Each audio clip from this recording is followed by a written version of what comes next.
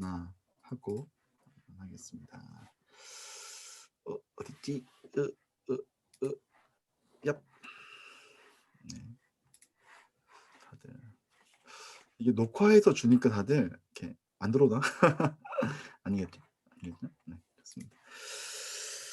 따따따따다.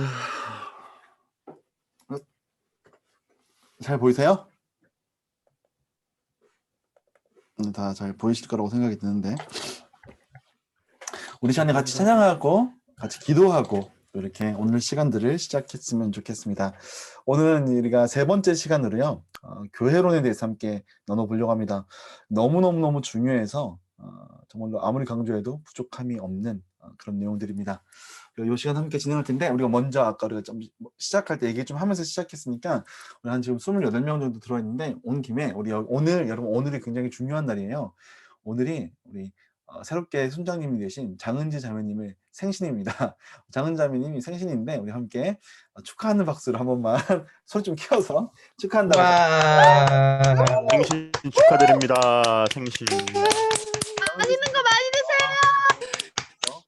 봉헌이 그래요. 좋습니다. 예. 우리 시간에 같이 찬양하고 시작했으면 좋겠습니다. 우리에게 소원이 하나 있네. 이 찬양을 함께 찬양하겠습니다.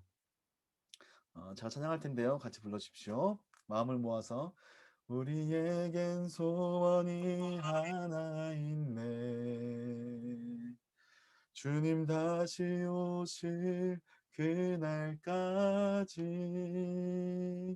우리 가슴에 새긴 주의 십자가 사랑 나의 교회를 사랑케 하네.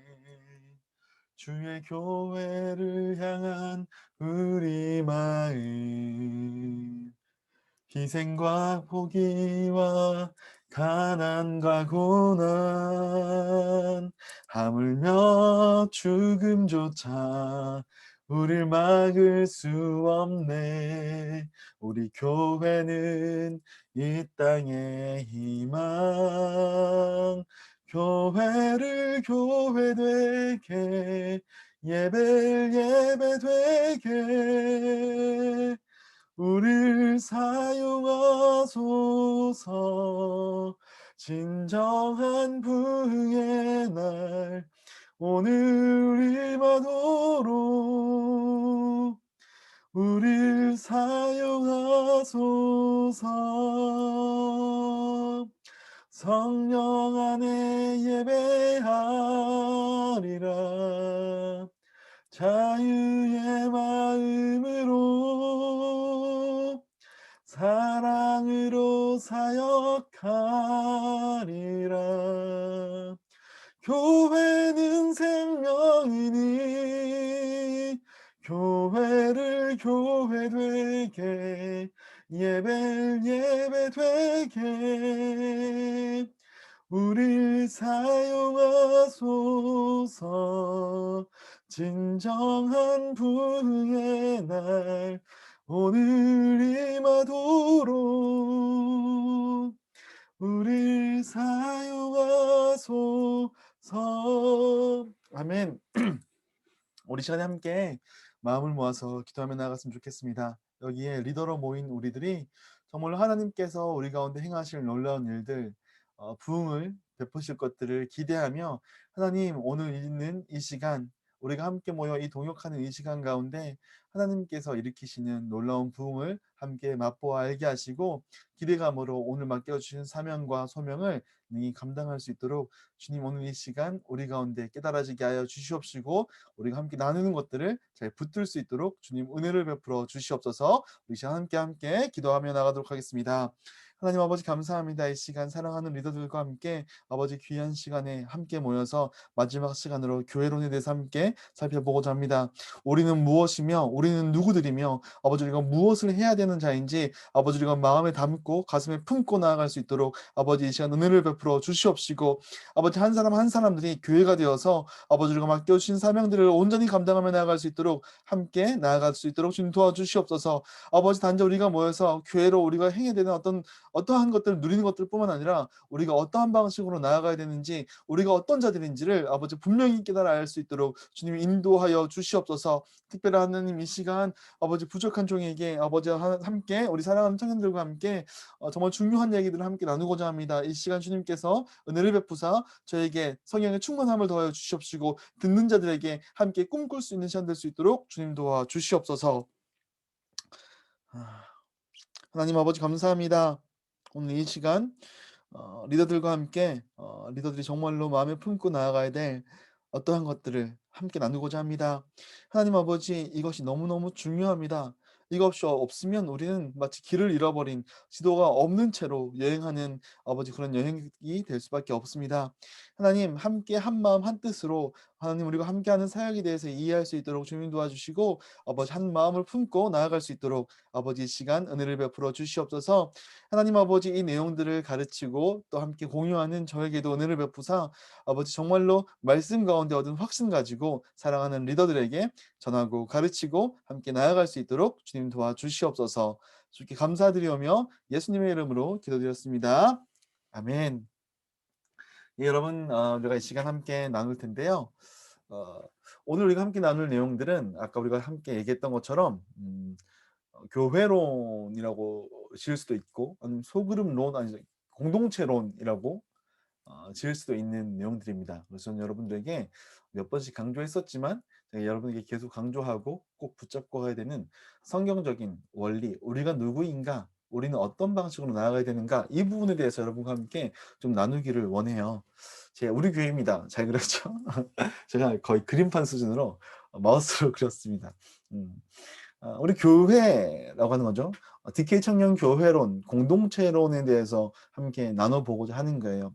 여러분, 개인적으로 저는 그렇게 생각해요. 그러니까 우리가 이제 교회를 다니다 보면 여러분 예정론이라는 걸 배웁니다. 예정론은 뭐냐면 하나님께서 구원받을 자들을 미리 택하셨다. 태초부터 택하시고 그들에게 구원을 주신다. 그래서 택한 받은 자가 있고 택한 받지 못한 자가 있다. 유기론, 예정론, 유기론 이런 어떤 내용들이 있습니다. 근데 여러분 그 예정론에 대해서 잘 모른다고 할지라도요. 이 공동체, 교회 공동체 안에 예수 그리스도 안에서 우리가 함께 누릴 수 있는 은혜나 이 풍성함이 분명히 있어요. 근데 예정론을 알면 그 은혜가 얼마나 놀랍고 풍성하고 깊고 감사하고 한 것들이 깊고 넓고 높게 느껴지고요. 또 감격하게 되고 찬양하게 되는 게 더 깊어져요. 그럼 마찬가지로 교회론이라고 하는 것과 공동체론이라고 하는 것들을 우리가 몰라도요. 이 공동체 안에 들어와서 함께 예배하고 어떤 공동체의 기쁨을 누릴 수가 있어요. 근데 이 교회 공동체가 추구하고 있는 교회론을 우리가 잘 알고 있다면 이 분명하게 더욱더 깊은 의미로 공동체를 누릴 수 있고 소명과 부르심과 사명으로 나아갈 수가 있어요. 그래서 청년부가 그 사역자가 이 교회론과 공동체론을 이 성경과 건강한 신학 위에 세우는 거는 사실 굉장히 중요해요. 제가 지금까지 계속 사역해 오면서 이것들이 없는 공동체를 너무 많이 봐왔고요. 그래서 너무 많이 흔들리는 공동체를 많이 봐왔어요. 그러니까 분명히 사람들이 모이고 은혜를 누리고 있는데 시간이 지나고 어떤 때가 오든지 아니면 사역자가 바뀔 때마다 휘청휘청하고 어떤 사역을 진행함에 있어서 통일성도 없고 그걸 왜 해야 되는지도 모르고 한다고 해도 이제 뭔가 늘 해왔던 방식으로 답습하면서 하게 될 수밖에 없는 그런 사역으로 이어질 수밖에 없던 것들을 참 많이 봐왔습니다. 그래서 저는요 정말로 이 교회론이 있어야지 우리가 지금 뭘 하고 있는지 알 수 있고 실제로 우리가 이 사역을 하면서 이 열매가 익어가는 것들을 우리가 눈으로 확인하고 함께 고민하며 또 이것들을 더 잘 거둘 수 있도록 함께 논의하는 어떤 이런 시간들이 교회론, 공동체론이 없다면 불가능하다고 생각하는 거죠. 여러분 요 얘기를 좀 해드리고 싶어요. 이 꽃입니다. 그쵸? 해바라기, 그쵸? 해바라기입니다. 혹자든 여러분 저는 이렇게 얘기하는 것들 많이 들어요. 청년 사역을 하면서요. 청년 사역자들과 함께 만날 때마다 어떤 얘기에 대부분 공감하느냐면 청년 사역의 꽃은 소그룹이다. 이런 얘기를 많이 해요. 청년 사역의 꽃은 소그룹이다. 눈에 보여지고 역동성이 있기 때문에 이 사실 대부분의 청년 사역을 고민하고 있는 사람들이라면 소그룹에 대해서 다 동의를 할 거라고 생각해요. 근데요 눈에 보이지 않게 덮여 있지만 이 모든 이 드러나는 소그룹부터 시작해서 이 청년 공동체에게 정말 중요한 것은 어디에 있냐면 여기 뿌리에 있어요, 여러분. 그러니까 이 청년 사역의 뿌리가, 그러니까 소그룹, 이 청년 사역의 꽃이 소그룹이라고 했을 때요. 청년 사역의 뿌리는요, 교회론, 공동체론에 있다고 하는 거예요. 사실 이게 잘 드러나진 않아요. 어떤 이제 청년부에 가도 잘 드러나진 않습니다. 눈에 보이지 않게 잘 안 드러나게 덮여 있지만 사실상 모든 사역이 이 공동체론에서부터 계획되고 바라볼 수 있고 실제로 행하면서 나아갈 수 있기 때문에 이 공동체론은 굉장히 중요합니다. 다른 방식으로 표현하자면 이렇게 얘기할 수 있어요, 여러분. 뿌리가 약하면요, 꽃도 제대로 필 수 없다는 거예요. 뿌리가 막 이 영양분과 물을 빨아들이지 못하면 실제로 꽃이요, 예쁘게 환하게 이렇게 필 수가 없다는 거죠. 그래서 저는 여러분들과 함께 사실 이 교회론을, 이 공동체론을 세우는 게 굉장히 전 중요하다라고 생각해요. 그래서 사실은 이 강의를 우리가 제일 먼저 첫 번째 강의 시간에 진행하려고 했었는데 참 이제 아쉬웠던 게 뭐였냐면 우리가 이 작년 말쯤에 이 강의를 진행했다면 이걸 제일 먼저 시작했을 텐데 우리가 이제 1월 달에 사역에 실제로 들어가고 우리 순장님들은 실제로 순을 섬길 때 필요한 내용들을 먼저 좀 이렇게 가르쳐 줘야겠다라는 니즈가 있었기 때문에 소그룹론에 대해서 먼저 가르치게 되면서 이 부분을 제일 마지막에 하게 되었습니다. 근데요, 또 한편으로 제가 또 기대하는 바는 뭐냐면 저의 게으름과 저의 연약함으로 인해서 맨 마지막에 하게 된 이 강의가 어쩌면 요 타이밍에 전할 수 있어서 저나 여러분들에게 더 크게 의미로 앞에 우리가 어떤 세세한 것들을 다뤄봤기 때문에 그것들을 이제 포괄할 수 있는 어떤 큰 의미를 그 뒤늦게 생각하면서 이게 정말 중요하구나라고 하는 것들을 나눌 수가 있을 것도 같아서 저는 요렇게 하는 것도 하나님께서 베푸시는 은혜가 있지 않는가라는 생각을 우리 마지막 이 시간에 정하려고 합니다. 좀 감사한 게 여러분, 저는 정말로 감사한 게 제가 사역을 해오면서 이 교회론, 공동체론에 대해서 고민할 수 있는 기회들이 참 많았어요. 그래서 나름대로 성경 안에서 또 바른 신앙의 전통 안에서 이것들 고민했었고, 또 너무 감사한 게 여러분과 함께 할 수 있는 게 너무 감사한 게 뭐냐면요, 담임 목사님이 너 하고 싶은 대로 다 해 라고 허락해 주셨어요. 보통 다른 교회 청년부도 가게 되면 그 교회 전체에 담임 목사님이 정해주는 것만 하는 경우도 많은데, 저는 감사하게 우리 송기동 목사님이 정말 감사한 게 모든 사역들을 그냥 맡겨주셨어요. 믿고 맡겨주셔서 여러분들과 이런 내용도 나눌 수 있을 거라고 생각해요. 그래서 좀 이렇게 인도해 주시는 하나님과 또 주변 어떤 환경들이 너무 감사하고 너무 고마운데, 그래서 이 사역들이 정말로 열매 맺는 사역들이 되었으면 좋겠다는 생각이 듭니다. 자, 본격적으로 좀 들어가 보았으면 좋겠는데요. 아까 얘기했던 것처럼 우리 청년부의 교회론과 공동체론을 얘기하는 게 굉장히 중요해요. 근데 왜 공동체 교회론에 대해서 얘기하려면 이런 사실 질문이 있는 거예요. 아니 목사님, 내가 예수님 믿고 구원받으면 되는 거 아닙니까? 교회에 와서 예배드리고 헌금하면 되는 거 아닙니까? 그러면 제가 교회에서 할 수 있는 대부분 것들을 하는 거고, 가끔 교회에 와서 교회에서 하는 어떤 활동들을 같이 누리면 즐겁게 하면 되는 건데, 꼭 이렇게 공동체를 강조하고 교회론 이런 걸 강조하면서 해야 될 이유가 있습니까? 라고 물어볼 수 있는 사람은 분명히 있겠죠. 그렇죠? 저는 이렇게 얘기해 주고 싶은 거예요.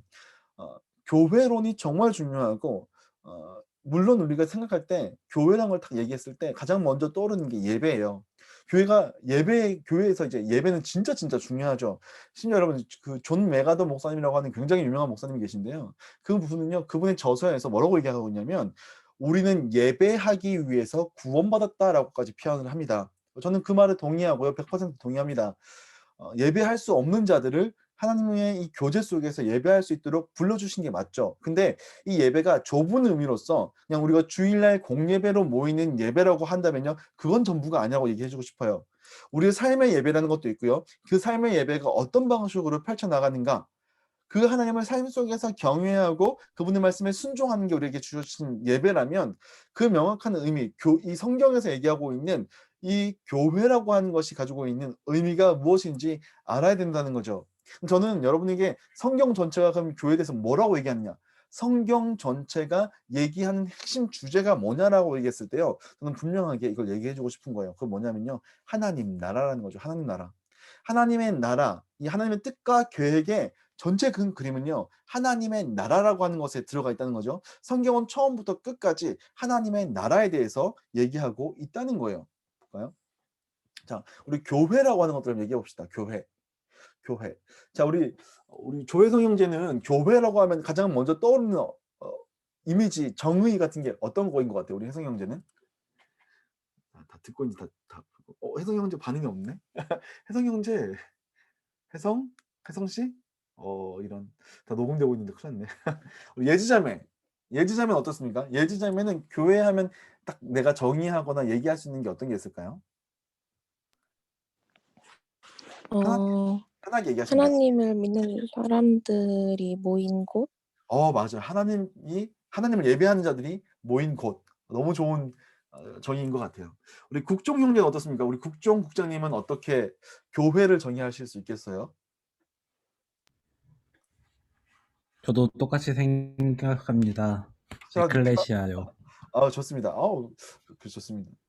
교회라고 하는 말을 딱 떠올리면 우리는 뭐 예배하는 모임이라든지 아니면 예배하는 모습 같은 걸 떠올릴 수 있지만, 교회를 성경에서 정의할 때 구약에는 이제 카할이라고 하는 단어고 신약에 넣으면 에클레시아라고 하는 단어를 써요. 이 에클레시아라는 말 자체가 사실은 모임이란 뜻이에요. 그래서 늘 이렇게 누누이 얘기하지만 이 교회라고 할 때 교회 건물을 떠올리기보다 사람들의 연합을 떠올리는 게 더 맞는 말이기도 해요. 에클레시아라는 말 자체가 교회라는 의미가 아니고 실제로는 어떤 이 원래 가지고 있는 단어의 뜻은 이렇게 모임, 회집. 그래서 이거를 시의회라고 할 때도 여전히 이제 그리스 쪽에서는 에클레시아라는 말을 써요. 그러니까 사람들의 연합이란 뜻이죠. 근데 이 에클레시아는 에크란 말하고 칼레오라는 말이 합친 말인데 어디로부터 불러 모으다라는 뜻이 있어요.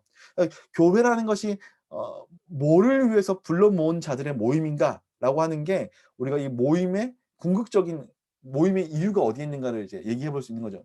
여러분에게 나눠드린 페이퍼에도 써놨지만 경찰청으로 모이는 이유는 범죄를 해결하기 위해서, 사회의 어떤 치안을 유지하기 위해서, 아니면 법정에 모이는 이유는 온전한 이제 정의를 구현하기 위해서, 뭐 이렇게 얘기해 볼 수 있겠죠. 그럼 교회는 모인다라는 뜻을 갖고 있는데 왜 모이냐는 거예요. 뭐 때문에 모이냐? 우리 궁극적인 모임의 이유가 어디 있냐라고 한다면요, 우리가 왜 여기 모여서 뭘 해야 되는지를 찾아갈 수가 있겠죠.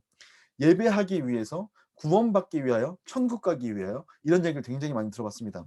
그러면 이 정도로 생각한다면요, 그냥 단지 우리가 왜 교회로 모이냐라고 했을 때 예배하기 위해서, 구원받기 위해서, 아니면 천국 가기 위해서, 요 정도로만 얘기한다면요, 주일 예배면 충분해요. 근데 왜 공동체니 교회니 하는 걸까요? 그건 뭐냐면 교회의 진정한 의미를 알기 위해서 이 전체 성경을 관통하고 있는 주제인 하나님 나라 안에서 이걸 교회를 봐야 돼요.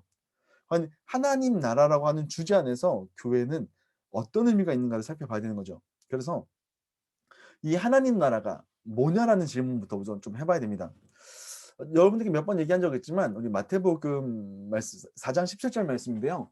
여기를 우리 믿은 자매가 한번 좀 읽어주십시오. 이 믿은 자매가 한번 읽어주십시오. 이매진. 믿은 자매 없어요? 이런. 없어요?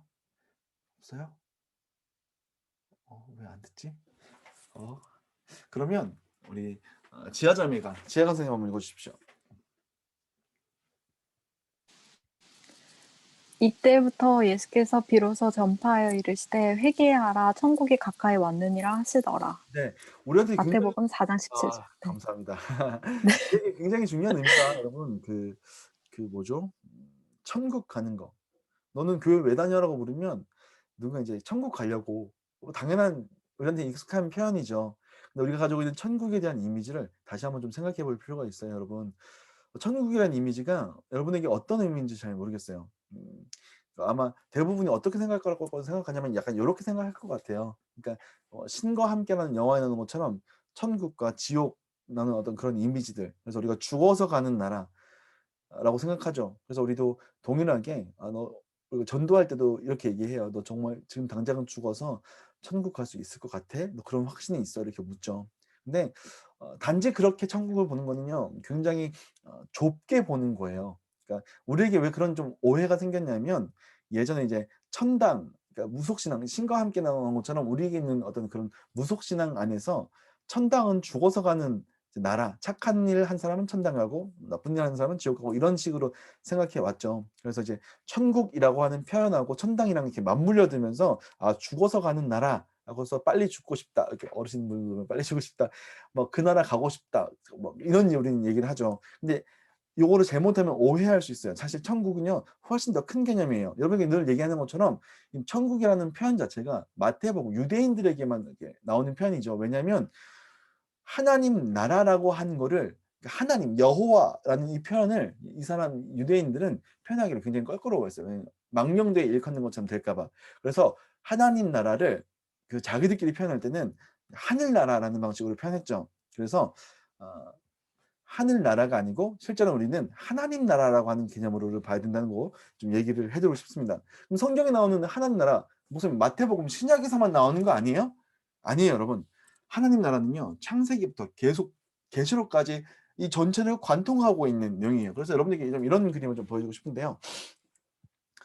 이 구약 성경과 신약 성경 전체에서 하나님 나라가 나오고 있어요. 하나님 나라가 언제 나왔어요? 예, 에덴의 하나님 나라가 시작되고 에덴으로부터 하나님 나라가 시작됐고요. 또 이게 아브라함으로 이어지면서 하나님 나라의 이제 그 에덴이었던 데가 이제 아담과 하와 때 타락해서 망가지고 다시 그걸 회복하려는 어떤 그림자 이미지가 이제 이 족장들 속에서 있었고 이거에 대한 명확한 예언이 이제 다윗을 통해서 명확하게 예언되기 시작하고 그리고 예수님이 오시면서 이제 예수님이 오셔 하나님 나라가 가까이 왔다라고 선언되고 아까 우리가 마태복음 이것 봤던 것처럼 그런가 하면 이제 새 하늘과 새 땅을 우리는 기다린다라고 하면서 이게 성경 전체가 사실은 하나님 나라에 대한 이미지가 가득 차 있어요. 이걸 좀 더 쉽게 얘기하자면 이렇게 얘기할 수 있을 것 같아요. 여러분 나라의 3요소라고 했을 때요. 우리는 주권, 영토, 국민을 얘기해요. 나라의 3요소. 근데 성경 속에 보면요. 하나님 나라의 3요소가 다 들어가 있어요. 그래서 주권 같은 경우에는 하나님의 통치를 우리는 주권으로 볼 수 있죠. 그런가 하면 영토 같은 경우에 하나님께서 다스리는 땅을 영토라고 얘기할 수 있습니다. 그리고 국민은요. 하나님의 백성들을 얘기할 수 있습니다. 그래서 하나님의 백성이 사는 땅이 하나님이 다스리는 땅이고 그렇죠. 하나님의 백성들은 하나님의 통치를 받는 자들이고 뭐 이렇게 설명해 볼 수 있겠죠. 이게 성경 전체에 다 나오고 있습니다. 그래서 나중에 한번 이거를 한번 여러분에게 강의로 DK 아카데미 이런 걸로 한번 정리를 해주고 싶은 마음이 저한테는 되게 큰데요. 왜냐면 이거를 보면 성경 보는 관점이 좀 달라지기 시작하거든요. 이렇게 잘 보이시는지 모르겠는데 이렇게 얘기할 수 있어요, 여러분. 성경 전체에서 이 나라의 3요소가 어떻게 발전해 가는가 한번 보세요. 이 원형이라고 되어 있고 창조라고 되어 있습니다. 국민이 누구냐 했을 때 아담과 하와입니다. 그리고 영토는 어디냐면 에덴입니다. 주권은 누구에게 있냐면 하나님이 보시기에 주었더라. 모든 게 누가 주관하시냐면 하나님이 주관하시죠. 이때 하나님께서 뭘 하시냐 했을 때 창조하시고 명령하시는 분이시다. 성경이 창세기에 나오고 있죠. 그래서 하나님 나라가 시작되고 있습니다. 근데 이게 망가지고 타락했습니다. 하나님께서 하지 말라고 하는 일을 아담과 하와가 하면서 아담과 하와가 백성에게서 쫓겨나죠. 에덴에서 쫓겨납니다. 그리고 그들은 넌 죽으리라 라고 하면서 하나님과 교제할 수 없는 존재가 되어버렸습니다. 그래서 영토도 사라졌어요. 쫓겨나고 그 땅이 저주받아서 그 땅이 사람들에게 하나님 백성들에게 좋은 것들을 내어주지 않는 저주받은 땅이 되어버립니다. 그리고 하나님의 주권이 아니라 사람들이 내 주권으로 살아요. 이 선악과를 보면서 내가 보기에 먹음직도 하고 여자가 보기에 보음직도 하고 먹음직도 하고 이렇게 표현되면서 하나님 나라가 망가진 거예요. 그래서 하나님 나라가 지금 사라져 버렸습니다. 하나님께서 어떻게든 얘를 좀 데리고 좀 뭔가 해보려고 하는데, 그러니까 이 가인의 족속과 셋의 족보가 이제 싸우면서 어디까지 가게 되면 이제 바벨탑까지 가게 되는 거예요. 그래서 이 사람들 국민들이요 하나님을 거부합니다. 우리가 우리의 이름을 내자라고 하면서 영토를 만드는데 바벨이라고 하는 성을 짓죠. 성과 대를 지면서 요새를 만듭니다. 그리고 주권은 어디 있냐면 내가 신의 문에 닿아서 바브엘 신의 문에 닿아서 우리가 스스로 통치하자라고 하는, 그러니까 이 바벨탑의 사건은요 인간이 하나님 나라를 얼마나 거부하는가, 하나님 나라가 어떻게 사라져 버렸는가라고 하는 걸 보여주는 가장 명확한 그림입니다. 근데 하나님께서 어떻게 하셨냐? 내려오셔서 흩어버리셨죠. 약속인데 이 망가져버린 거부된 하나님 나라에 대해서 하나님께서 한 가지 계획하세요. 내가 하나님 나라를 새롭게 회복시키겠다라는 계획을 가지시고 꿈을 가지시고 족장 아브라함을 부르시죠. 그래서 내가 너로 큰 민족이 되게 하겠다. 내가 하나님 백성을 만들겠다. 내가 너에게 줄 땅이 있다. 내가 주권이죠. 내가 너로 말미암아 하겠다라고 하시면서 아브라함을 택하시는 장면이 있고 언약해 주시죠. 이게 이제 그 요셉 때 보게 되면 그 70명이 애굽에 들어가는데 이게 200명까지 뿌리면서 하나님께서 뭔가 좀 준비를 해놓으세요. 애굽이라는 인큐베이터 안에서 하나님의 백성들을 만드실 준비를 해가시죠. 그리고 애굽 땅에서 끄집어내셔서 약속의 땅으로 보내시면서 영토를 준비하십니다. 주권은 뭡니까? 하나님께서 그 백성들을 구원해내시고 돌보시는 하나님의 모습을 보여주시죠. 그런데 이 하나님의 백성이 성취되는 장면이 나오는데 언제냐면 모세를 따르는 이스라엘 백성들이 이제 나와서 가게 되면서 이제 시내산에서 하나님께서 자기 백성을 삼아 주시죠. 너희가 내 백성이 되겠다. 너희가 하나님 나라가 되게 하겠다라고 약속해 주셔요. 그리고 약속의 땅을 향해서 나아가게 되죠. 광야에서 성막을 지면서 계속해서 약속의 땅 가나안 땅으로 가게 되고 어떻게 하나님께서 이스라엘 백성을 다스리냐 했을 때 율법으로 십계명으로 다스리십니다. 그래서 이 내용들이 출애굽기, 레위기, 민수기, 신명기에 나오죠. 그래서 하나님의 백성이 완성된 것처럼 보입니다. 그런가 하면 이제 또다시 성취되는 게 뭡니까? 영토를 이제 얻게 되죠. 여호수아서를 보게 되면 출애굽한 이스라엘 1세대가 그 땅을 정복해가는 모습이 진짜 나오죠. 그리고 이 하나님의 주권이 나오고요. 근데 이게 또다시 실패해요. 언제 실패하냐면 사사시대에 가서 실패하죠. 여호와를 알지 못하는 세대가 일어나서요. 가나안 땅에 안식이 없고 또 자기 소견에 오른 대로 자기 마음대로 사는 게 그때 있었죠. 근데 하나님께서 그때 뭘 하셨냐? 사무엘과 다윗을 택하시고 준비해 가십니다. 그래서 이게 어디로 넘어가냐면 이제 다윗과 솔로몬으로 넘어가게 되죠. 그래서 실제로 이스라엘 땅의 국민이 인구가 바다의 모래알처럼 많아집니다. 영토가 확장되죠. 단에서부터 브엘사바까지. 하나님께서 다윗과 솔로몬에게 지혜와 총명을 주셔서 하나님의 대리 통치자로 다스리게 하십니다. 그래서 하나님께서 사무엘 상 7장에 나오는 다윗 언약도 주시고 이 내용들이 룻기, 사무엘 상하, 열왕기 상하 그리고 역대 상해에 나오면서 하나님께서 자기 주권을 통해서 이 나라를 다스려 가시는 걸 보여주는데 이게 망해요. 언제? 솔로몬 때 망하죠. 솔로몬 말기 때 그가 큰 죄를 짓고 나라가 분열됩니다. 그래서 하나님의 말씀을 듣지 않게 되죠. 그래서 하나님께서 계속 이 선지자들을 보내시는 장면들이 열왕기하, 역대하 이제 선지서에 나오게 되죠. 그래서 이들의 죄로 인해서 돌이키지 않고 하나님께 돌이키지 않으면서 완전히 다시 하나님 나라가 회파되어져 버리는. 그래서 포로로 잡혀갑니다. 국민이 사라졌어요. 포로로 잡혀갔어요. 이 영토도 사라집니다. 예루살렘 성전이 회파되면서 하나님께서 내가 너희와 함께 하겠다고 했던 예루살렘 성전이 회파되어 버려요. 그리고 다윗 왕조가 끊어진 것처럼 보입니다. 이때 하나님께서는 계속해서 그러지 말아라 돌아오면서 계속 이제 함께 하시고 선지자를 보내주시죠. 포로로 잡혀가 있는 그때에도 하나님께서 다니엘과 같은 자들과 함께 해주시는 모습을 보여주십니다. 그래서 그들이 돌아와요. 언제 나오냐면 이제 에스라서, 느헤미야서, 선지서를 보게 되면 이들이 돌아옵니다. 그래서 우리가 이제 국민들이 다시 회복하는 거죠. 영적으로 재건하자, 우리가 회개하자, 기도하고 말씀을 보자 하면서 그들이 회복해야 되는 모습이 국민들이 회복합니다. 그리고 영토도 회복하는데 하나님의 통치가 임하시는 이 느헤미야 때 성벽을 재건하고요. 우리가 하나님을 모시고 하나님만 순종하며 나가겠습니다 하면서 하나님과의 관계를 회복하는데 성전 재건합니다. 그래서 다시 뭔가 회복된 것처럼 보여요. 근데 느헤미야서 마지막에 되면 또 망해요. 또 다시 하나님께 반역한 장면이 또 나오죠. 그러면서 이 마지막이 뭐냐면 말라기로 끝나는 거죠. 구약이. 계속해서 이제 뭐 마케도니아라든지 아니면 로마가 지배하게 될 그림자들이 드러나는 거고 태국의 지배를 받고 그래서 페르시아, 그 다니엘서에 나오는 예언처럼 그러니까 페르시아 또 마케도니아, 그러니까 그리스, 또 로마 막 이렇게 나오는 그런 장면이 나오고 식민지로 살아가게 되고 계속해서 이제 우상 숭배하는 모습들이 나오게 되고요. 하나님께서 계속 선지자를 보내시죠. 근데 이 사람들 왜 이 문제가 하나님 나라가 회복되지 않는가? 구약 성경에 보여주려고 하는 게 뭐냐라고 했을 때 죄의 문제를 해결하지 못해서 그런 거예요. 시작할 때 이제 원죄의 문제를 해결했어야 되는데 아담과 하와 때 타락하면서 했던 이 원죄 문제를 해결하지 못해가지고 하나님 나라가 회복이 안 되는 거예요. 그래서 신구약 중간기가 나오죠. 말라기부터 마태복음까지 400년간의 침묵기. 그래서 이때 어떻게 되냐면 이 이스라엘 백성들이요, 이 실제로 팔레스타인 땅에 예루살렘에 있던 사람은 정말 극소수예요. 극소수 여러분. 그 신약 성경에 나오는 유대인들은요 원래 유대인들에 비하면 극소수예요. 그럼 다 어디 갔느냐?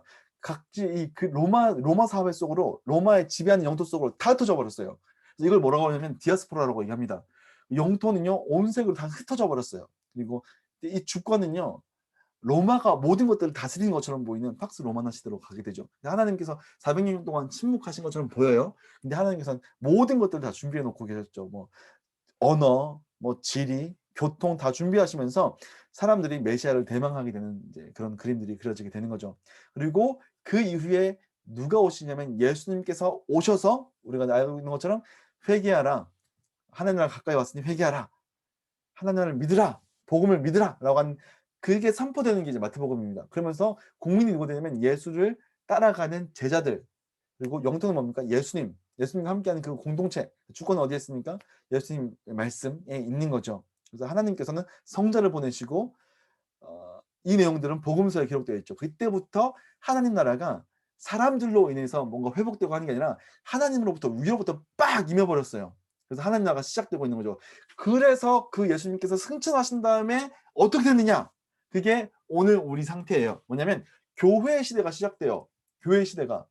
예수님께서 승천하신 다음에 성령을 우리에게 보내주셨는데 거듭나서 예수를 믿는 자들을 뭐라고 부르냐면 아까 여러분 함께 나눈 것처럼 에클레시아, 부르심 받는 자들, 불러 모은 자들이라고 하는 사람들이 국민이에요. 그 나라의 국민들이 누구냐고 했을 때 교회죠. 거듭나서 예수를 믿는 자들, 예수 안에서 속한 자들, 하나님을 아버지라고 부르는 자들, 하나님의 가족된 자들이 바로 교회예요, 여러분. 그리고 영토는 어디입니까?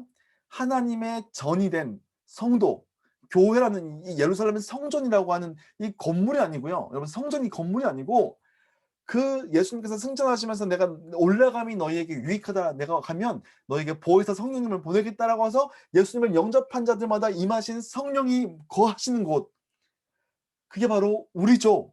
각 성도들, 성령이 된 성도들. 에베소서에서는 이거를 성도와 성도가 연합해서 거대한 건물을 이룬다고 하면서 이 교회라고 하는 것이 우리가 모인 이 연합을 교회라고 부르죠. 그리고요. 이 하나님의 주권이 어떤 방식으로 실현되냐면 하나님의 말씀과 성령의 인도를 따라서 교회 가운데 거해요.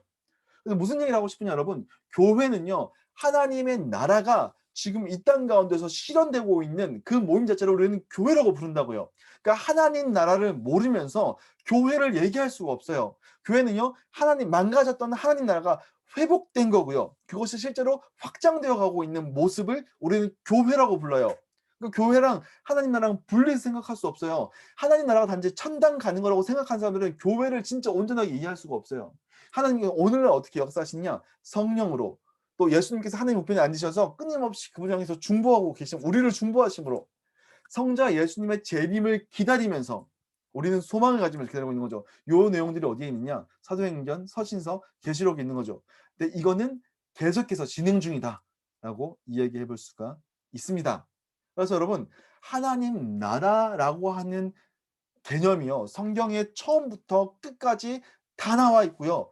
하나님 성경 이야기는 예수님을 통하여 하나님 나라가 회복되어져 가고 있다라고 하는 이야기를 보여주는 거고 실제로 예수님께서 완전하게 회복하실 다시 오셔서 회복하실 나라에 대한 그림이 그려져 있는 거죠. 그래서 우리는 이 하나님 나라를 마가복음에 있는 내용을 이해할 수 있는 거죠. 이르시되 때가 찼고 하나님의 나라가 가까이 왔으니 회개하고 복음을 믿으라.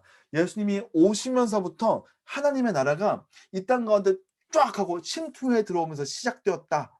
그리고 그것이 바로 교회를 통해서 그 나라의 백성들, 그 나라의 영토, 그 나라의 주권이 회복된다라고 하는 개념을 여러분 우리가 갖고 있어야 돼요. 자, 그래서요. 하나님 나라라고 하는 개념 위에서 교회를 생각하자고요. 그래서 우리가 어떻게 되느냐 이후에 잠깐만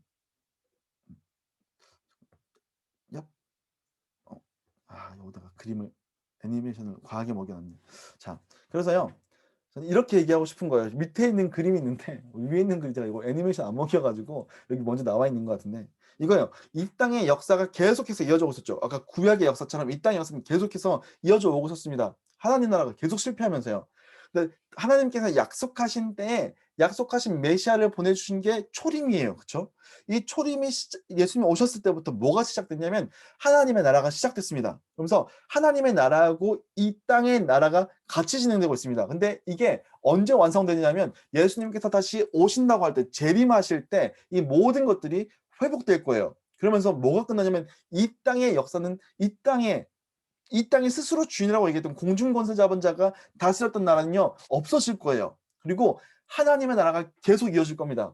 이게 우리가 갖고 있는 그림이죠. 그래서 초림과 재림 사이에 이미 왔지만 하나님 나라가 왔는데 아직 완전히 오지 않은 그 오실 것을 기다리며 살아가고 있는 요 겹쳐진 시기, 요 겹쳐진 시기를 우리는 오늘 우리가 살아가고 있는 이 시기라고, 다른 성경의 표현을 빌리자면 뭐라고 얘기하냐면 여러분, 말세라고 불러요. 말세. 아이고 말세다 말세야, 망할 징조네, 이게 아니고 여러분, 예수님이 오셔서부터 예수님이 다시 오실 때까지의 시간을 우리는 말세라고 불러요. 자, 그 말세가 돼서 말세가 이제 끝에까지 가면서 예수님께서 다시 오실 때 우리 요한계시록에 있는 21장 1절에서 있는 4절까지 말씀이 나와 있는 거죠. 여기를 우리 주찬 형제가 한번 읽어봤으면 좋겠습니다. 우리 주찬 순장님이 요한계시록 21장 1절에서 4절 말씀을 한번 읽어주십시오. 또 내가 새 하늘과 새 땅을 보니 처음 하늘과 처음 땅이 없어졌고 바다도 다시 있지 않더라. 또 내가 보매 거룩한 성 새 예루살렘이 하나님께로부터 하늘에서 내려오니 그 준비한 것이 신부가 남편을 위하여 단장한 것 같더라.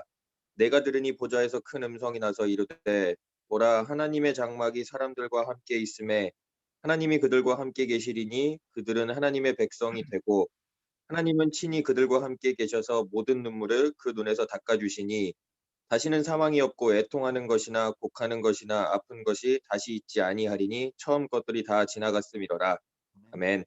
네, 방금 우리 주찬 형제가 읽어준 것처럼 하나님 나라가 예수님과 함께 올 거예요. 신천지 신천지 되게 기분 나쁜데, 그죠? 원래 되게 좋은 말인데, 새 하늘과 새 땅 아닙니까? 신천지가 이 땅 가운데 임하는 거예요. 여러분, 우리가 죽어서 어떤 우주 밖의 세계로 가는 게 아니고, 여러분, 우리가 지금 이 땅에 살고 있는 이곳에요, 이 땅에서 잘못된 것들은 모든 것들이 회복되고 하나님 나라가 이 땅 가운데 임하는 거예요. 우리는 하나님과 영원히 다스릴 겁니다. 그 얘기는 잘 알고 있는 내용들이죠. 그럼 오늘 우리는 어떻게 하느냐? 아직 완전히 임해서, 완전히 그분께서 오셔서 모든 눈물을 닦아주실 때까지 이미 임했지만 아직 임하지 않은 이 땅의 역사와 하나님 나라의 역사가 같이 가고 있는 요 땅 가운데서 우리가 어디 속했냐면 하나님 나라에 속한 자들, 하나님 나라의 백성, 하나님 나라의 영토, 하나님의 주권을 가진 교회로서 오늘 여기서 우리가 살아가야 된다라고 하는 거죠. 요 그림 속에서 우리는 우리가 어떤 자들인지를 보아야 되는 거죠. 그래서 우리는 이곳에서 요 사각형 속에 있는 여기 속한 우리들은 뭘 해야 되느냐? 원래 하나님께서 계획하셨지만 망가져 버렸던, 아직 예수님께서 다시 오시면 완전해지는 그것들을 이 땅에서 우리는 사람들에게 보여주고 실제로 우리는 그런 것들을 가지고 살아가야 된다라고 하는 게 바로 오늘 여기서 교회가 감당해야 될 역할이에요. 자, 그 내용이 뭐냐? 마태복음 22장 37절에서 40절까지의 말씀, 예수님께서 하신 말씀인데요. 이미 사실은 나와 있던 레위기와 신명기에서 하나님께서 너희는 이렇게 살아라고 했는데 못 살았던 것들을 오늘 나와 함께한 너희가 살아라고 하면서 이렇게 드러내는 게 바로 이 내용들이거든요. 우리 주연자매가 마태복음 22장 여기 말씀을 한번 읽어주십시오. 예수께서 이르시되 내 마음을 다하고 목숨을 다하고 뜻을 다하여 주 너의 하나님을 사랑하라 하셨으니 이것이 크고 첫째 되는 계명이요 둘째도 그와 같으니 내 이웃을 내 자신같이 사랑하사 하셨으니 이 두 계명이 온 율법과 선지자의 강령이니라. 네, 여러분, 이거예요. 오늘 원래 아까 얘기했던 구약에서는요, 하나님을 사랑하지도 못했고 사람을 사랑하지도 못했어요. 근데 예수님께서 나와 함께한 너희들이 이제 여기서 이 선지자와 온 율법의 강령인, 가장 중요한 계명인 하나님을 사랑하는 것과 사람을 사랑하는 것, 이웃을 사랑하는, 또 피조세계 자체를, 이 사람을 사랑하는 것은 피조세계까지 다 포함하는 거죠. 아담이 원래 했어야 될 일, 하나님 나라에서 하나님을 예배하고 하나님께서 맡겨주신 모든 것들을 하나님의 뜻대로 대리통치자로서 다스리는 것, 이거를 오늘 우리가 여기서 해야 된다고요, 여러분. 그게 교회의 역할이에요. 여러분, 교회가 그냥 우리끼리 모여서 우리끼리 재밌게 놀자, 우리끼리 행복해, 세상이 어떻게 되든 말든 우리끼리 모여서 우리끼리 예배하고 우리끼리 뜨겁고, 여러분, 이게 아니에요. 교회는요, 이 땅 가운데서 우리 하나님께서 맡겨주신 사명이 있어요. 하나님 나라를 살아내는 교회로서 하나님께서 맡겨주신 사명이 있어요. 그게 뭐냐라고 했을 때, 전 여러분들에게 늘 제가 얘기하는 러브가 러브 피플, 이라고 하는 거죠. 러브가 러브 피플, 하나님을 사랑하고 사람을 사랑하는 것. 그래서 제가 지금까지 쫙 얘기한 게 뭐냐면 교회의 역할이에요. 성경에 나와 있는 교회가 어떻게 형성됐고 교회의 의미는 뭐고 교회가 해야 될 일은 뭐냐라고 하는, 제가 지금 교리적인 것들 여러분에게 딱 던진 거예요. 성경에 나와 있는 교회론. 자, 이거를요 교리적인 기초라고 얘기할 수 있어요. 교리적인 기초. 우리가 뭘 믿는가? 우리가 교회를 바라볼 때 우리가 보고 있는 건 뭔가? 이게 교리적인 기초죠.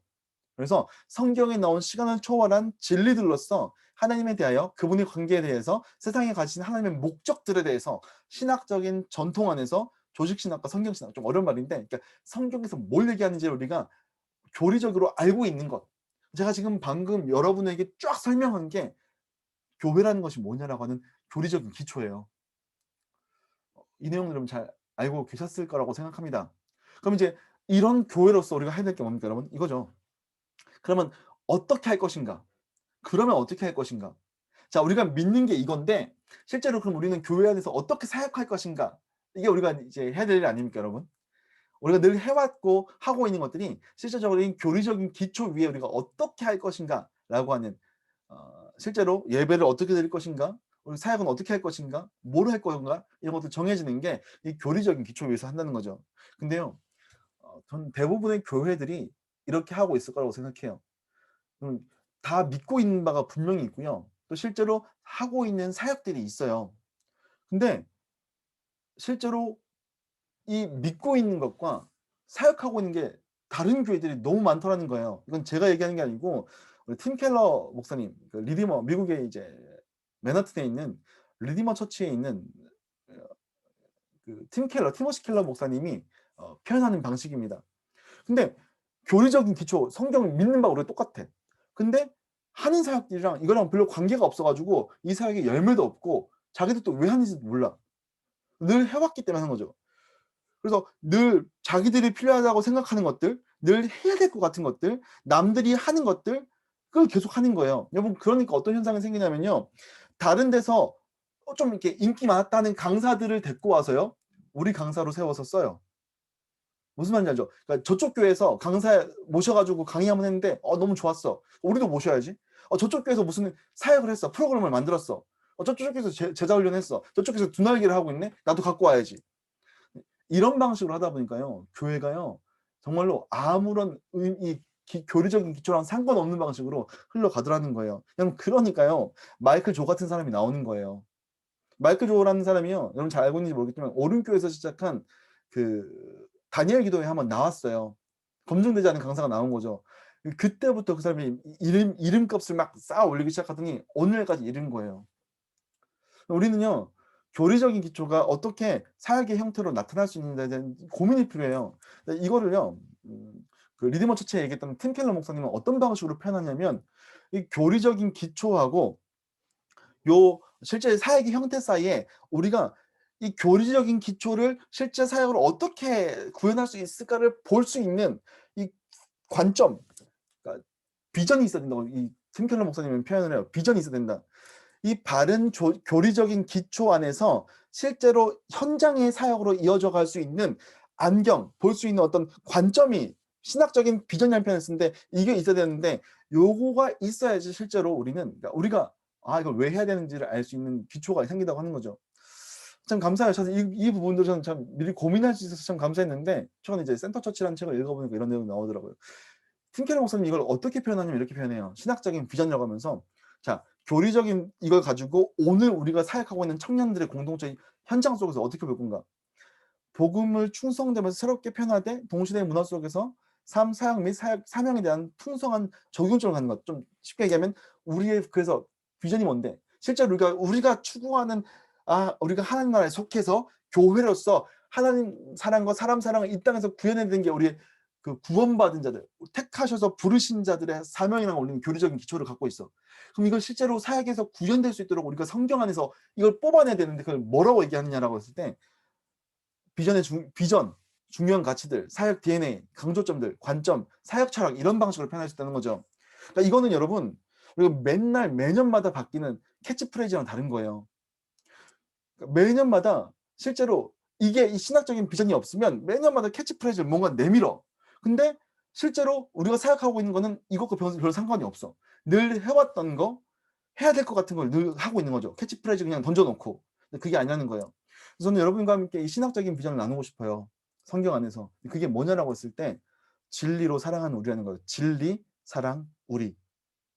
그러니까 진리가 있어서 진리가 우리를 사랑을 만들어내고 이 사랑하는 자리에 모여서 함께 하나님을 사랑하고 사람을 사랑하는 것들을 실제로 구현하게 만드는 것. 그래서 우리가 가지고 있는 사역의 DNA는요. 진리, 사랑, 우리로 저는 저와 여러분들이 같이 봤으면 좋겠어요. 동일하게. 자, 그럼 진리가 뭐냐라고 했을 때 모든 것들의 기초가 되는 토대다라고 얘기할 수 있겠죠. 모든 것들의 기초가 되는 토대. 그래서 우리는 진리에서부터 시작해야 돼요. 진리가 뭐냐라고 했을 때 하나님의 사람이 되는 것. 하나님의 사람이 되는 것. 사람의 사명을 감당하게 하는 것. 그거는요. 우리의 능력이 아니라 오직 안도된 위로부터 임하시는 하나님의 방법으로만 가능한데 우리를 사랑하신 하나님은 진리를 우리에게 주셨죠. 그 진리가 우리에게 있는데 그 진리가 없이 시작하는 사역은요. 아무런 의미도 없고 불가능하죠. 이게 바로 뭐냐라고 했을 때 여러분 진리는요. 예수 그리스도예요. 우리에게 있는 유일한 진리는요. 예수 그리스도예요. 다른 방식으로 표현하자면 그분의 십자가, 그분의 죽으심과 부활, 그분의 대속, 그분의 의의 전가. 그러니까 우리는 예수님으로부터 시작해야 돼요. 우리가 지난번에 계속 우리가 지난주부터 데살로니가 교회에 대해서 살펴보고 있는데 동일한 맥락이 여러분 그 교회가 어떻게 세워졌냐 어느 토대 위에 어느 반석 위에 세워졌냐라고 얘기했을 때 이 예수 그리스도의 죽으심과 부활이라고 하는 것 그분의 대속에 대해서 세워졌다라고 바울은 얘기하고 있죠. 우리도 마찬가지예요. 우리가 지금 어디에 서 있는지를 어디 위에 서서 생각해야 되는지 우리는 분명히 알아야 됩니다. 그래서 우리는 가장 먼저 첫 번째 진리이신 이 예수 그리스도를 우리는 붙잡아야 돼요. 그럼 두 번째 진리는 뭐냐면 이 예수님에 대해서 얘기하고 있는 하나님의 말씀인 곧 성경이라는 거죠. 그 다른 말로 표현하자면 복음입니다. 복음. 하나님 나라의 계시. 하나님 나라가 시작됐다. 예수 안에서 하나님 나라에 들어올 수 있다.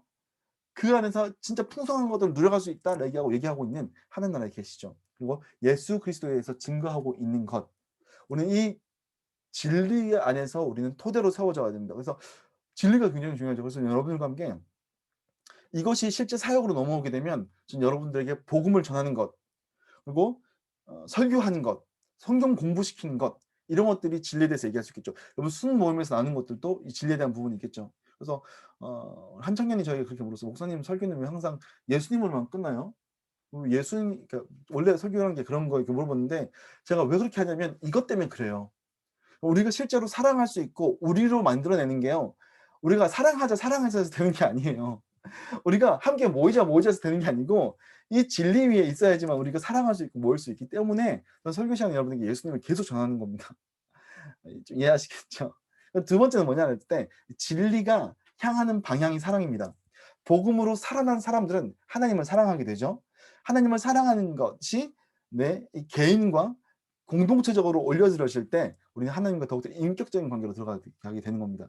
하나님과의 관계 회복은 공동체를 사랑하고 사상을 사랑하는 구체적인 방식으로 드러나야 된다는 거죠. 그러면 사랑을 해야 되는데 이 사랑이 하나님께로 향하면 뭐가 되냐면 하나님을 향해서 사랑하게 됩니다. 하나님을 너는 내 목숨과 뜻과 마음을 다해서 하나님을 사랑하라 했을 때 이 하나님이 사랑하는 걸로 가게 되면 뭐가 우리는 어떻게 표현되냐면 개인적인 예배와 공적인 예배로 드러나게 될 겁니다.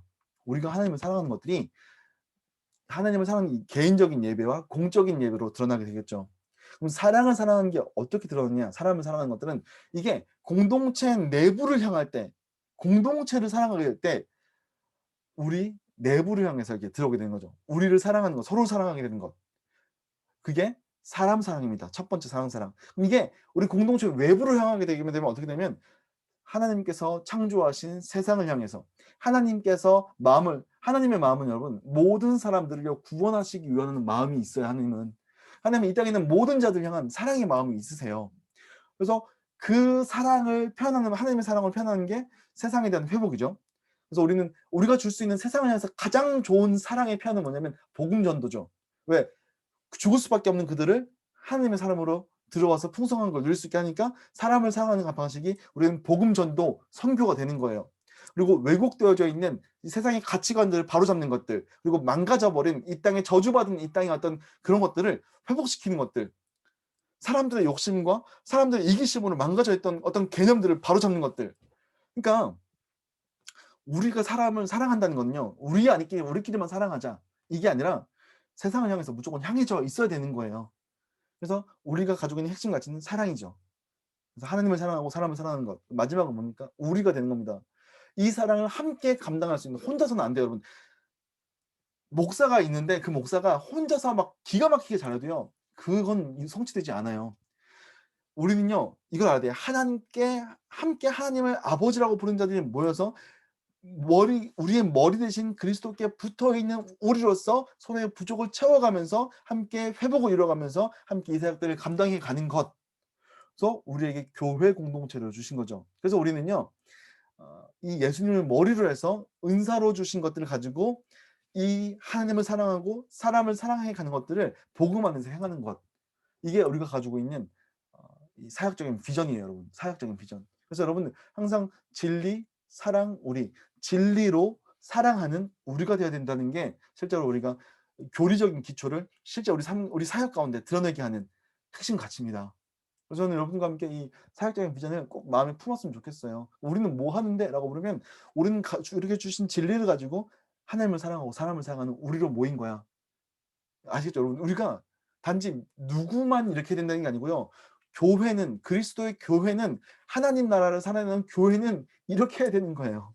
그래서 저는 이거를 꿈에도 잊혀지지 않는 그림, 두 번째 그림으로 늘 여러분이 얘기했던 것처럼 러브가 러브피피라는 이 그림을 여러분 머릿속에 떠올렸으면 좋겠어요. 위로부터 임하시는 하나님의 진리, 복음, 예수 그리스도 위로부터 임하는 게 우리 가운데 임했을 때 이 예수 그리스도라는 복음 안에서 우리는 위로는 하나님을 사랑하고 옆으로는 가까이에는 내 공동체를, 그래서 우리 안에서 하나님을 깊이 누려가는 것들, 소유받는 자들을 사랑하는 것, 실제로 품는 것들, 그리고 이것들이 확장되어져 가면 세상까지 사랑하는 그런 게 우리에게 주어진 비전이에요, 여러분. 이게 우리에게 있는 핵심 가치예요. 이게 우리의 사역 DNA예요. 그래서 여러분들이 이 안에서 실제로 사역을 해가실 텐데 여러분이 사람을 사랑하는 걸로 가게 되는데 공동체를 사랑하게 되면 우리 순장님들의 사역이 되겠죠. 또 교제국의 사역이 되겠죠. 이게 외부로 흩어지면 전도 선교 사역이 되겠고 아니면 어떤 동아리 사역들, 어떤 문화 사역이 되겠죠. 그러니까 우리가 이걸 왜 해야 되는지를 안다면 하나님 나라를 이 땅에서 살아가기 위해서 교회에게 주신 사명이기 때문에 라고 얘기해 볼 수 있습니다. 좀 정리를 이제 하려고 합니다. 그래서 이렇게 얘기해 볼 수 있겠죠. 교회는 예수 그리스도를 통해서 성취되는 하나님 나라의 현재라고 얘기할 수 있겠네요. 이제 우리는 하나님 나라를 회복하기 위해서 우리가 할 수 있는 것들을 해야 하겠는데 교회가 함께 모여서 무엇을 어떻게 해야 될까요? 뭘 어떻게 되느냐라고 물어볼 수 있는 거죠. 자, 이제는 우리는요, 이렇게 우리를 자녀 삼아 주시고 하나님의 가족들과 함께 하신 하나님의 뜻과 계획을 이뤄가기 위해서 크게 두 가지 방향으로 사역하게 돼요. 그건 뭐냐면 우리가 이 양육과 또 이 사역이라고 하는 이 큰 두 개의 방향성으로 가지고 나가게 될 겁니다. 다시 말해서 사람들을 태어나도록 복음을 전하고 피어난 자들을 자라가게 하면서 신앙을 전수하는 것과 또 한 가지는요, 하나님을 사랑하고 사람을 사랑하여서 하나님의 통치와 사명을 감당하게 되는 두 번째 영역. 이 두 가지를 우리는요, 실제로 우리 사역의 영역에서 해나갈 거예요. 그래서 이렇게 얘기할 수 있을 겁니다. 약간 신학적인 비전을 얘기했는데요. 앞에서 교리적인 기초를 얘기했고 신학적인 비전을 했는데 그럼 실제로 우리가 어떻게 이거를 사역의 현장에서 구현할 것인가 라고 하는 게 실제로 여러분과 함께 실제로 나누고 싶은 부분입니다. 그래서 이걸 하우스 그림으로 집을 짓는다는 개념으로 설명하자면 이렇게 얘기할 수 있을 것 같아요. 우리는 온전하게 복음 위에서 돼요. 그러니까 여러분 한 사람 한 사람들이 복음을 알고 복음에 깊이 빠져 있고 복음이 무엇인지를 진짜로 알고 있어야 돼요. 이 진리의 터 위에 우리가 집을 세울 겁니다. 첫 번째는 뭡니까? 하나님을 사랑하는 예배를 세울 겁니다. 예배. 그래서 이 예배를 감당하는 사역들을 할 겁니다. 그런가 하면요, 우리 안에 있는 공동체를 사랑해야 되기 때문에 우리는 교제의 영역들을 세워갈 거예요. 공동체를 사랑해야 되기 때문에. 그리고 우리는 그 교회 밖에 있는 하나님께서 만드신 피조 세계들을 섬기고 하는 나라를 확장시켜 가기 위해서 뭘 만들 거냐면 전도랑 선교를 할 거예요. 물론 전도 선교라고 해서 복음을 전하고 외국 가서 전도하고 이것만 포함된 게 아니라 세상을 향해서 우리가 섬길 수 있는 봉사까지 다 포함된 개념이죠. 전도 선교. 그런가 하면요, 이런 사람들을 이런 사역들을 감당할 수 있는 사람들을 태어나게 하고 자라가게 하기 위해서 양육 사역을 할 겁니다. 그리고 이것들을 함께 모아서 우리가 동강교회 청년부 공동체라고 우리는 얘기하고 함께 동력해 갈 거예요. 그래서 예배라고 했을 때 우리는요, 이제 이런 것도 얘기할 수 있겠죠. 실제로 교제, 전도 선교. 이거를 우리가 어떻게 실제 우리 사역 가운데 만들어 갈 거냐라고 했을 때 제가 그래서 여러분들과 함께 만들고 싶었던 국체제가 이건 거예요. 그래서 예배는요, 예배국을 만들어서 할 거예요. 함께 미리 그러니까 먼저 고민하고 먼저 움직이고 먼저 사역할 수 있도록. 그래서 공동체 전체가 전체로 하나님을 사랑하는 것들을 같이 경험할 수 있도록 만드는 게 예배국이에요. 그런가 하면요, 우리가 더 서로 내부적으로 사랑할 수 있도록, 우리가 서로를 더 알아가고 소외된 자들을 섬기고, 마치 그 사도행전에 나오는 초대교회처럼요. 그러니까 헬라파 유대인들은 소외시키고 유대파, 그러니까 팔레스타인 유대인들이 자기끼리 막 챙기고 막 먼저 연보 막 주고, 이거 말고, 그래서 바울이 이렇게 뭐라고 하잖아요. 그러지 말아라. 그래서 우리가 소외된 자들, 섬겨야 될 아픈 자들을 더 섬길 수 있도록 그런 모든 사역들을 연결시켜서 교제국을 살 거예요.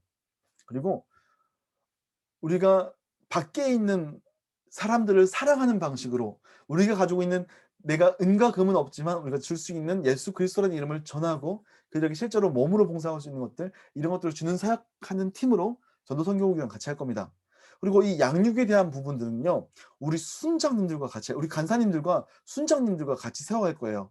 그래서 실제로 새가족 팀을 통해서 복음을 전해서 사람이 태어나게 하고, 또 이 태어난 사람들을 순 안에서 같이 모범을 보이고 말씀을 나누면서 자라가게 할 거예요. 그리고 이 자라간 자들을 통해서 사역할 수 있도록 돕는 이 양육을 우리가 할 텐데, 요거는 우리 순장님들과 더불어서 제가 진행할 이제 훈련이랑 같이 진행할 겁니다.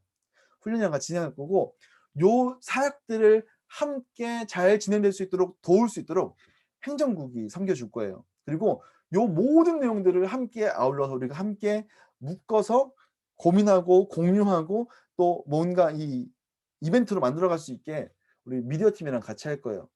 그래서 제가 이렇게 국을 편성한 이유가 단지 이게 있으면 좋겠다 이게 아니고, 우리가 사역적인 비전 안에서 하나님께서 꿈꾸시는 교회를 진짜 만들어가고 싶어서 이렇게 구성해 봤던 겁니다. 그러면 이렇게 얘기할 수 있을 거예요. 어제 이제 한 분과 얘기를 하면서 한 분 이런 표현을 쓰더라고요. 목사님, 사역국은 이 순장님들을 서포트해 주는 거, 도와주는 거잖아, 서포트하는 거잖아요. 제가 그래서 그 말을 딱 맞고 아닙니다라고 했어요. 그 사역국들이, 그러니까 임원단이나 사역국들이 순이 잘 돌아갈 수 있도록 도와주는 역할이 아니에요. 저는 그렇게 생각하지 않아요, 여러분. 그럼 뭐냐면 이거예요, 사실은. 양육과 사역과의 관계는요, 영적으로 죽어있던 이 생명을 태어날 수 있도록 복음을 전해서 영적인 젖먹이들에게 젖을 먹여서 이 사람들이 계속 양육해 가는 거죠. 요 속에는 이제 양육 순장들의 역할이 있을 겁니다.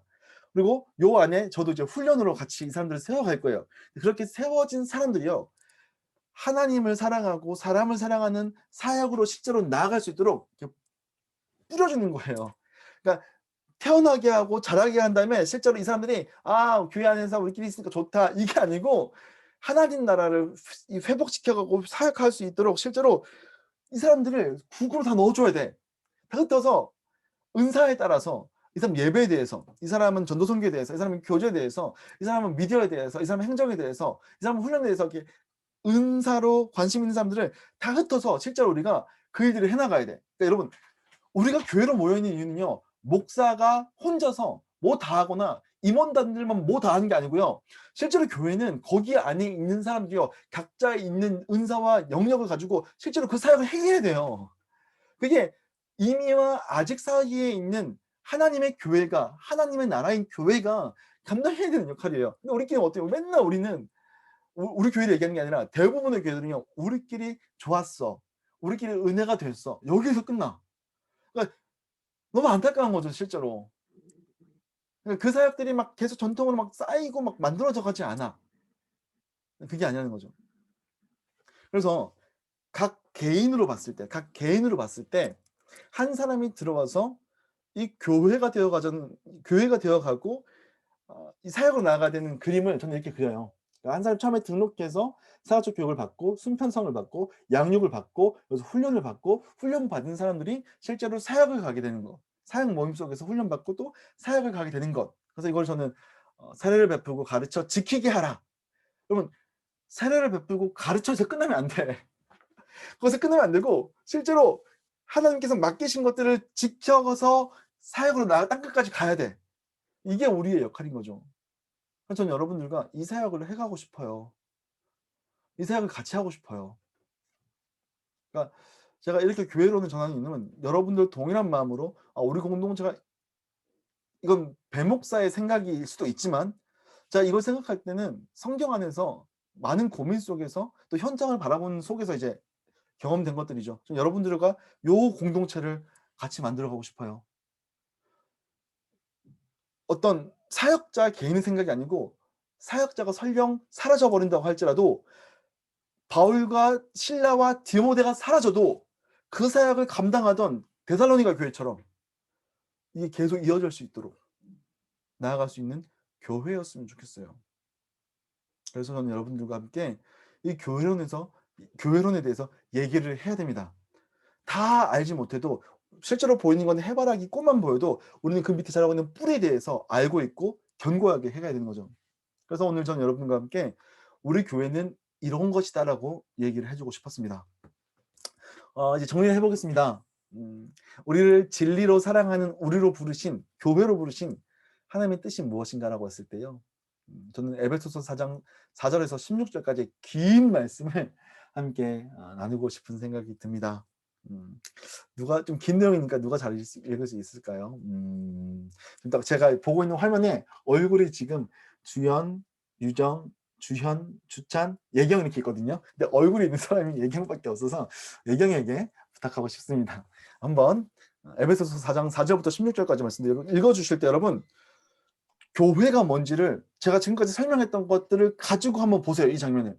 그래서 우리가 예경 장면 한번 예쁘게 또박또박하게 읽어주시면 좋겠습니다. 네. 그리스도의 몸도 하나요 성령도 하나입니다. 이와 같이 여러분도 부르심을 받았을 때에 그 부르심의 목표인 소망도 하나였습니다. 주님도 한 분이시요 믿음도 하나요 세례도 하나요 하느님도 한 분이십니다.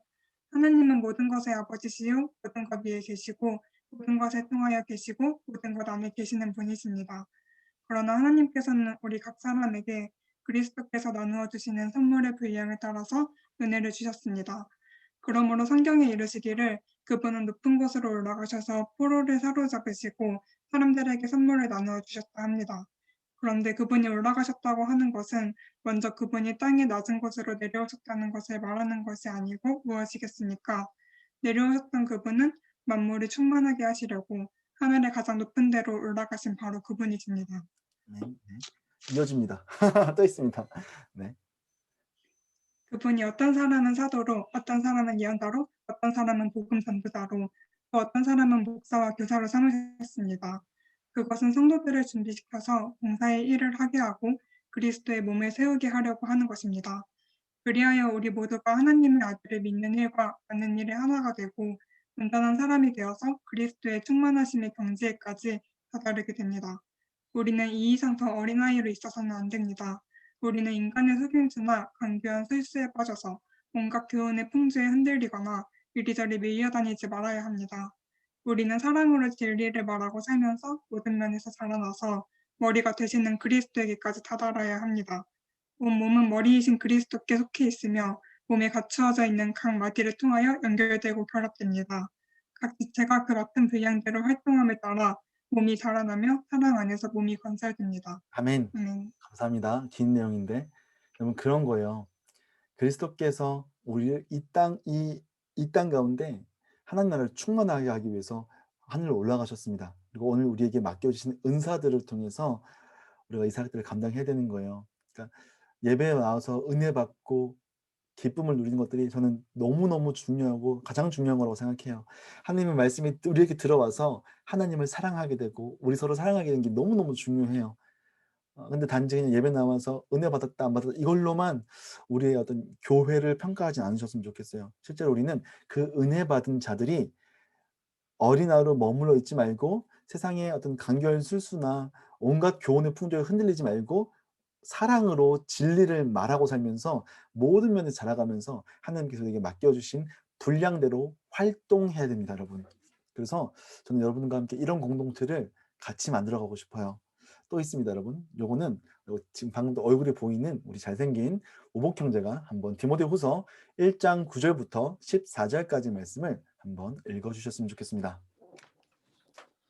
하나님께서 우리를 구원해 주시고 거룩한 부르심으로 불러주셨습니다. 그것은 우리의 행실을 따라 하신 것이 아니요 하나님의 계획과 은혜를 따라 하신 것입니다. 이 은혜는 영원 전에 그리스도 예수 안에서 우리에게 주신 것인데 이제는 우리 구주 그리스도 예수께서 나타나심으로 환히 드러났습니다. 그리스도께서는 죽음을 패하시고 복음으로 생명과 썩지 않음을 환히 보이셨습니다. 나는 이 복음을 전하는 선포자와 사도와 교사로 임명을 받았습니다. 그러므로 나는 이런 고난을 당하면서도 부끄러워하지 않습니다. 나는 내가 믿어온 분을 잘 알고 있고 또 내가 맡은 것을 그분이 그날까지 지켜주실 수 있음을 확신합니다. 그대는 그리스도 예수 안에 있는 믿음과 사랑으로 나에게서 들은 건전한 말씀을 본보기로 삼고 우리 안에 살고 계시는 성령으로 말미암아 그 맡은 바 선한 것을 지키십시오. 아멘. 그렇죠, 여러분.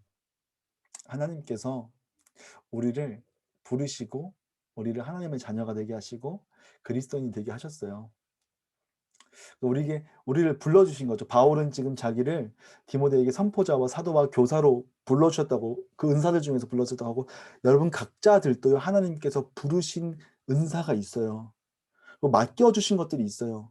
그리고 우리가 아는 건 뭐냐면 나에게 그걸 맡겨주신 분을 우리가 잘 알고 있고, 또 내가 맡은 것을 그분이 그날까지, 마지막 날까지 주님 다시 오셔서 재림하셔서 새하늘과 새 땅에 나라로 오시는 그때까지 지켜주실 걸 우리는 알고 있어요. 그리고 예수 안에 있는 믿음과 사랑으로 우리에게 맡겨주신 것들을 성령으로 말미암아 지키고, 그 지킨다는 게 단지 잘 지켜야 이게 아니고 바울이 하고 있는 것처럼 사역을 해야 되는 거죠. 우리가 이 사역으로 부르심을 받았습니다.